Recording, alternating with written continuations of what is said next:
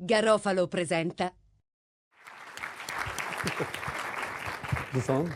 Yes. It's on? Oh, it is, yeah. Hey, woo. Basically, the answer to a question.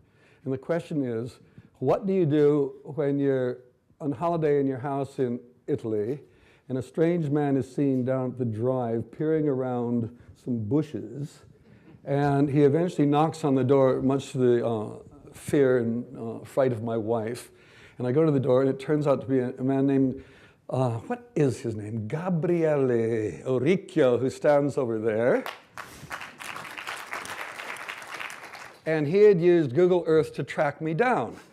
And in his hand was this monstrous box full of all the pastas you've ever dreamed of, and made by this company called Garofalo.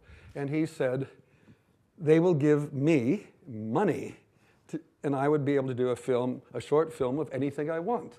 And this is very strange, because most of my time is spent trying to find the money. To have somebody stalk you and offer you money is a very rare and unique experience. And the only stipulations were the film had to be made in Naples and nobody gets killed in it. And that was it. And that's what you're about to see. Talk to you later. Jake! Jake! Jake! Jake!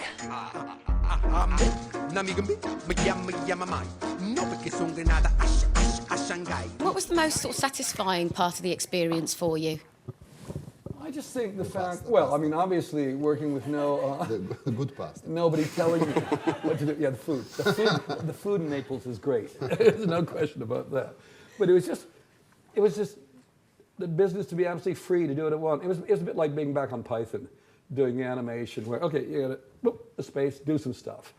And that's what we did. It was very fast and hard and furious. And there's something very satisfying about doing a short. It takes, a week to shoot. And it's not, years of development and all that. You just go and do it and have some fun. That was satisfying.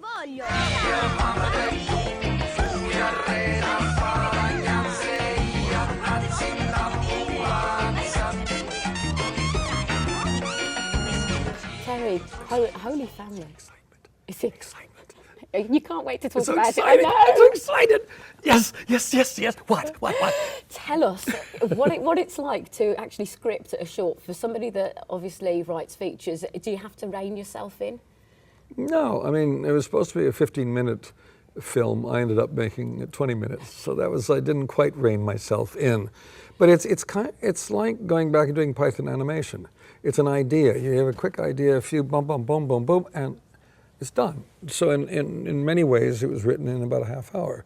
But then, just like doing animation, where I would write and storyboard something, then I go and start looking for images that I can use, and it changes. So it's a constant dialogue, and that's what happened in this instance. Once I started being invited to see different locations in Naples, and now we change the story a bit, we do this. So it's constantly evolving. Yeah. Do you promote like also the input as well from the collaboration of the other artists and that you're working with? No, it's all mine. I did it all myself. It's all about me. No I in team, only me. Yes. No. I mean, that's the whole point of having good people around you, because it becomes collaborative. That's the fun part. I mean, I can't think of anything more boring than to have a precise idea and it has to be done exactly my way and no other. Now, that's the way one knows a lot of film directors that are like that, but it's not fun. It's nice. You've got to keep a thing alive the whole time, because you've written it back then and now the days are lapsing. Now I'm getting bored. So what can we find that's new? And somebody says a line, oh, that's much better than what we had written. And you want that.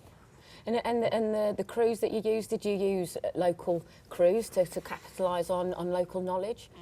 Yes and no. I mean, I had, it was all Italians, but Nicola Pecorini, my DP, is Italian, but he's not from Naples. Gabriele Pescucci, costume, is Italian, but from Rome. And it's so, there is that, but we were once we got into Naples, the people which was the bulk of the crew, were all Neapolitan. The designer is Neapolitan, the musician, everything was. So yeah, they're bringing their sense to the thing, and I'm learning, and that's what I love. You mentioned about Napoli. What was the reasons for your filming there? What enchanted you about it? Because Now, the whole of Italy is enchanting. No, but it was a Neapolitan pasta company that gave me the money to make anything I wanted to do as long as I did it in Naples. It was simple. And I did actually want to use it as a chance to spend more time in Naples because I've been there several times, but only for like a day or two. And I've always been fascinated by the place. So it was a chance to wallow in it.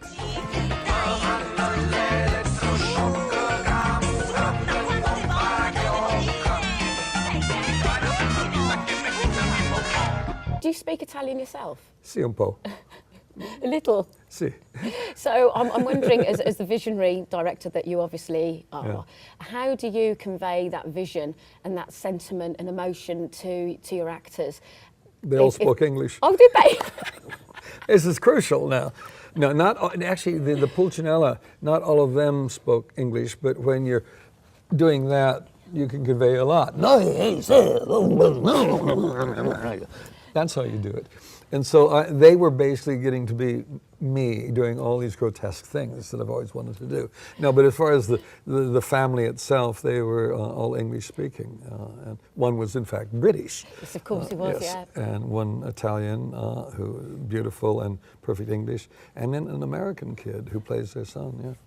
And I was just going to ask about the Pulcinella because I noticed that the beginning of the film, because they're obviously there's these clown outfits and they've got the black masks, obviously, which are stereotypical. As we go through the film, the masks change to white, and I just wondered what the symbolism was about that.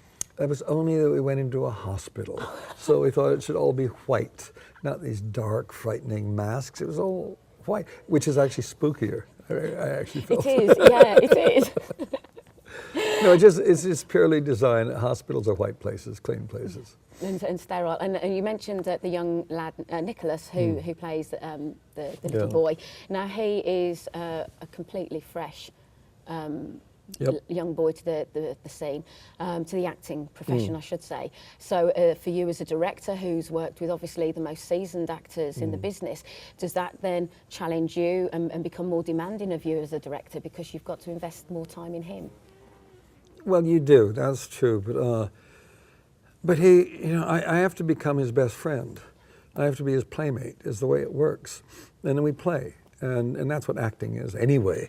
So if Nicholas and I can have a good time, we'll get something. And he's instinctively, it was all there instinctively, even though he had no training.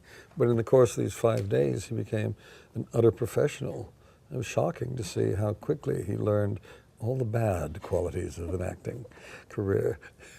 But no, he was quite wonderful. But yeah, you've got to be patient with children, even though I behave often like the Pulcinella himself. Come on, Nicholas!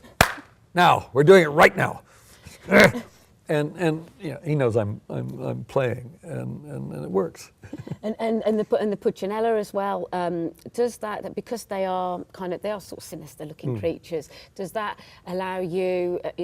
Is it a part of a character that allows you as a director and again the visionary director that you are to express yourself again? Is it another tool that you've been able to channel your creativity towards? Yeah, I mean, I love them as characters because they are, you know, I wouldn't magical maybe, but they're more chaotic. They're like the forces of nature. They're explosive, and they're both the good and the bad elements that are out there, and they're grotesque versions of each.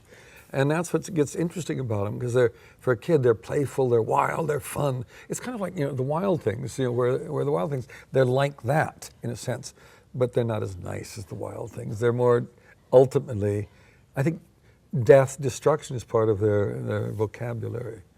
That's wonderful. Thank you very much, Terry. Great. Very Cheers. honoured to meet you. Thank you.